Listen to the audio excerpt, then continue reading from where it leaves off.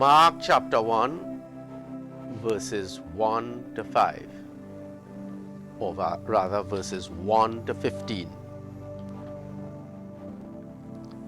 It begins with the prologue.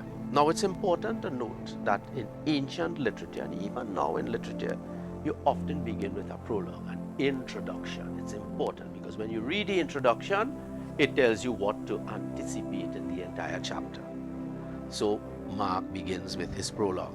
Matthew and Luke, they begin with the infancy narrative of Jesus and John the Baptist, and their focus is on the Word made flesh. So let us take a look at Matthew, perhaps. Yeah, we have time, in no rush, right?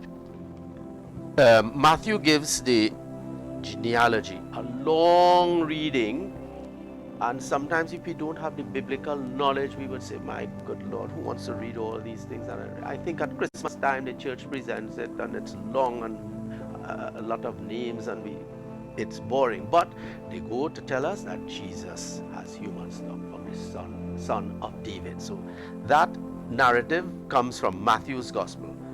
Luke, on the other hand, gives us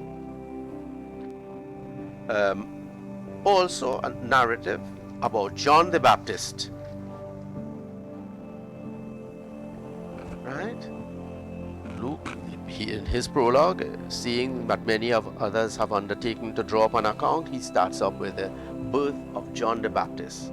Mark reveals, on the other hand, keep in mind they are synoptic, so they will have that kind of perspective, but Mark goes completely different in his introduction.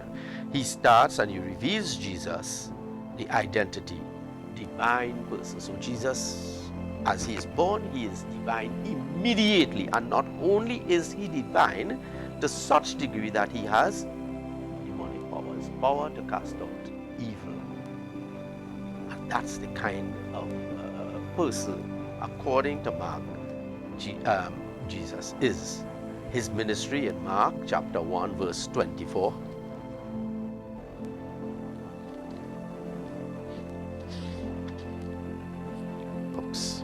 Mark chapter 1 verse 24.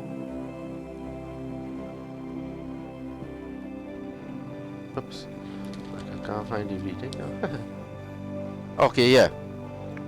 What do you want with us, Jesus, son of us? No, let me read it again. What do you want with us, Jesus of Nazareth?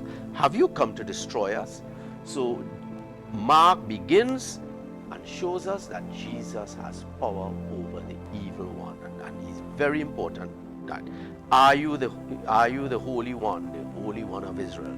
So that's one of the great emphasis that Mark plays upon. So you see it there in chapter 1 verse 24. What do you want with us, Jesus of Nazareth? Have you come to destroy us?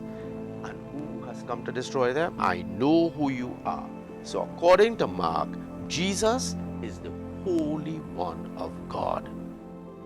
So he's presented as the Holy One, the good one. Not only is he holy, but because he is holy, he has power over evil. So I find that's a great what perspective that Mark gives us, that God is the Holy One, and moreover, he has power over evil. Therefore, as people, as citizens, as Christians, as Catholics, we should not fear.